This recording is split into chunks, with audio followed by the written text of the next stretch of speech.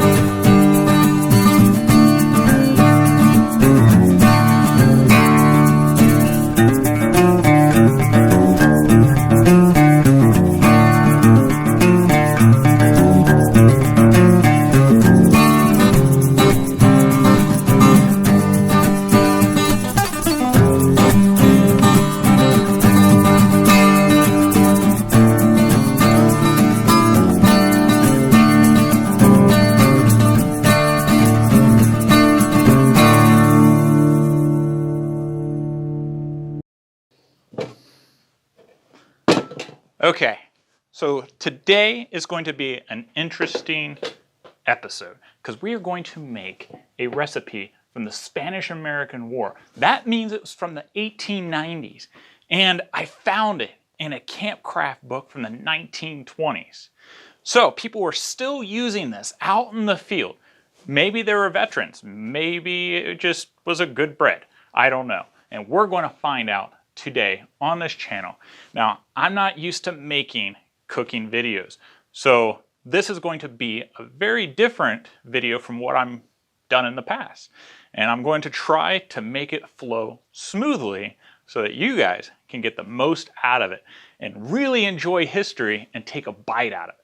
Okay, it might sound corny, it might sound a little cheesy, but I've had this bread before and it's really good, especially if you put a little butter on it and if you got some honey, it's awesome. Okay, so you definitely want to give this a shot, and it's really not that hard. It's not difficult at all. It doesn't take very many things to make it, and the implements could be pretty basic. In fact, if you really had to, you could make this in a mess kit, which brings me to my next point.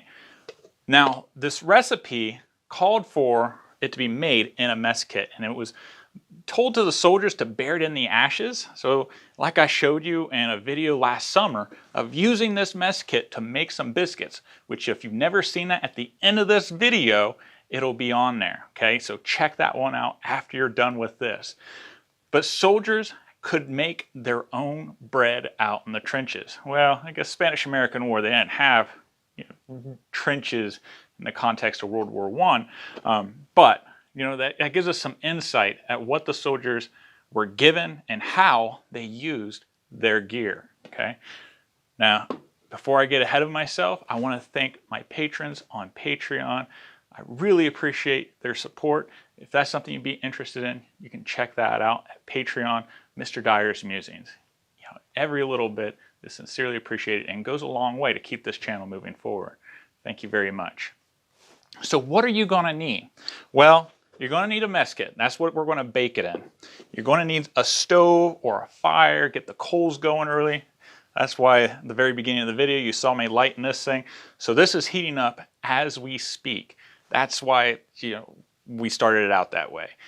We're going to put this in as soon as it's done being made and it has a little chance to rise in the stove. And it should take, I've done this before in that stove, depending on the temperature and everything, about 40 minutes. Could take an hour if you're outside and the temperatures are pretty cool, but an hour is about right outside on this type of stove. It would take a lot less in the coals, okay? So if you're going to do that in the camp out, make sure that you don't leave this unattended for an hour. Probably about 15 minutes to no more than a half hour if you've got a nice set of ashes and coals. We're going to use this kit here for our mixing bowls. You're going to need some silverware. So I have this ready for my World War II mess chest, so we can have things to mix it in. You're going to need, preferably, some measuring spoons. Now the measurements are pretty basic, so if you don't have a measuring spoon, as long as you have an idea of the spoon that you take out in the field and how much it is, you can guesstimate and come pretty close. It'll be fine. And having some type of measuring cup. Now, if you watched my Scout mess kit video, and in fact, I even read it in a book. I think it was the Edward Cave's book that's on my website, www.honorableoutfitters.com. He suggested that Scouts actually mark on their cups, that's very similar to this shape, on the inside. They scratch it in the aluminum, different measurements, especially a cup. Now we're going to use 4 cups of flour. So if you have an idea of how many cups, or roughly, is in your cup, then you'll be fine. All right, I'm going to move the camera so you can see what ingredients we're going to use and how it all gets put together. You also want to make sure that some water is on the stove, or you got some water warmed up, because it is a bread, an official bread, not a biscuit. We are using yeast, so you want to make sure that it has warm water. That way the yeast can activate and the bread will rise. It'll taste that much better. It says you're going to need 4 cups flour,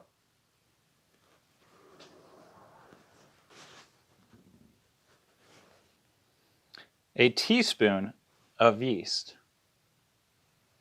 ½ teaspoon salt,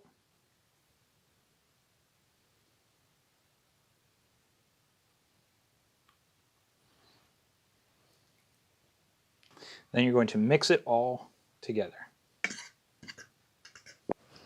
A teaspoon of lard or drippings, and then you have to cut the lard and the flour. So I do a pinching motion, and that gets it in there really well. It says you need 14 ounces of water. If you don't have a cup handy, then just realize that we're making a bread. Add a little bit at a time and get it to the consistency of bread. And once you have your bread dough made, go ahead and pinch it in half.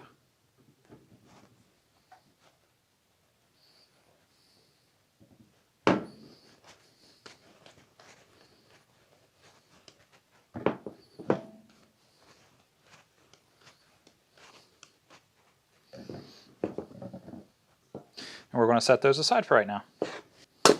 Now it's time to get your mess kit ready. We're going to go ahead and open this up. Now this is the 1910 mess kit. Now this recipe, originally during the Spanish-American War, would not have been made on this mess kit. We're going to take some lard, or drippings if you've got bacon grease, if that's what you're using, or you can just use vegetable oil, whatever you got.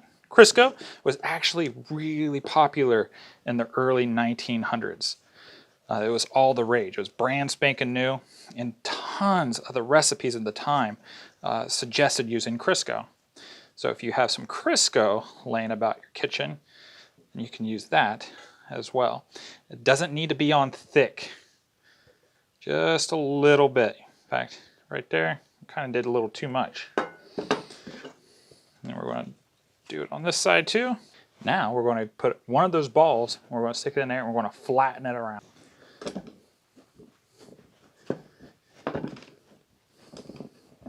Take our lid, put it on top, latch it closed. Now it's ready to go in the oven.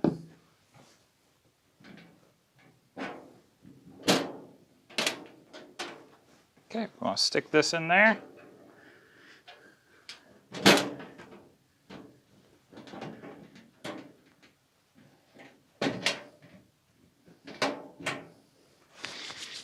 And this should take about 40 minutes in this oven. If it's in your oven, then it's probably going to take probably about 20 minutes, maybe a half hour tops. If you put it in the ashes of a fire, it's going to take about 15 minutes to 20 minutes. So check on it. What might happen, because of the yeast, it may actually push the lid completely off. And if that happens, don't worry about it. It's no big deal. If you've liked this video so far, if you found it interesting, go ahead and click the like button for me. That way other people find it and it will help them out as well. You'll be doing them a big favor. It smells like it's done. Let's go ahead and open this up. Turn it off.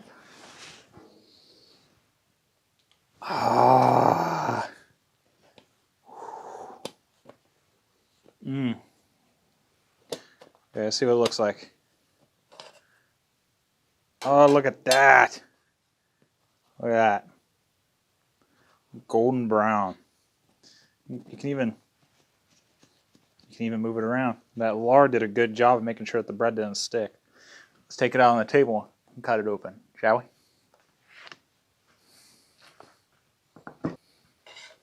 All right. Look at that. It's so pretty. It's so pretty. Okay. That's the loaf. That's what it looks like. Got my butter knife. I gotta take that off. Okay. Let's see. Cut you off a piece.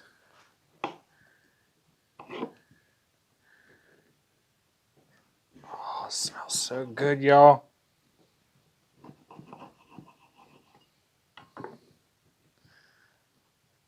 Look at that. Ah! Woo! It's hot. Look at that. It's dense though. This isn't your this isn't Wonder Bread. This is pretty dense. It smells so good. I love the smell of fresh bread. Yeast bread is the best.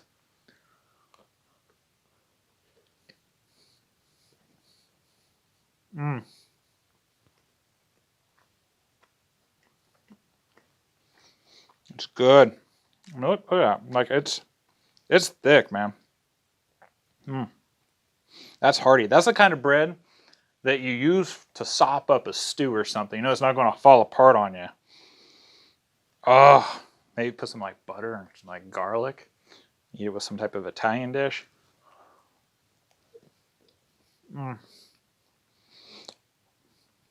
It's got an awesome crust. But it's not so hard that, you know, like it hurts your mouth. It's going to taste so much better tomorrow with breakfast. Putting some butter and honey on that. You won't be able to beat it. So there you have it. That's the recipe. That's what it kind of looks like coming out from a mess kit. It's kind of a neat shaped loaf. All right. A little bit of butter and honey, and it's great. It's not a sweet bread. There's no sugar that we added to it. So if you're wanting a sweet bread, maybe add some sugar to it based off of your own taste. But per the recipe from the Spanish-American War and my 20th century cookbook, this is what you use, you know, and that's what you'd have available. You know, it didn't take a lot of ingredients, and it doesn't take a whole lot of time to make. But it's good. If you want to see this recipe, check out my website, www.honorableoutfitters.com.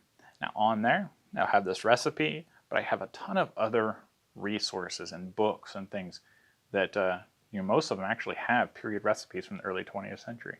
So you should check that out. You know, it's a great asset to have. I think you'll like it. And there's lots of other historical articles on there. I even have a shop. So if you're interested in finding things that similar or just like what I use, whether it be the reproductions, like my shirts, my jackets, coats, etc., you know, it's on there. It's on there. And if I can't find a reproduction, then I try to find a similar item, then I have my affiliate links on there. And it all goes to support my channel. But I hope you guys liked this video. If you did, make sure to click like, you know, help me out. That way other people can find it and it helps them out as well. Subscribe, click the bell button. Next week, you're going to love it, because next week, being the first week of the month, we have a brand new artifact. And the artifact I'm going to show you is an extremely rare artifact from the early 20th century. And it has history not only in camping, it has history in World War I, and it has history with the Boy Scouts of America. So you definitely want to hit that bell button and watch next Sunday's video. Now, if you like this stuff, if you want to see more history about the 1910 mess kit, then you want to check out this video here or here. I'm going to link it, one of these areas. You should click that. Hope you guys have a wonderful week. give a kiss out to your loved ones, and I'll see you guys next Sunday. Take care.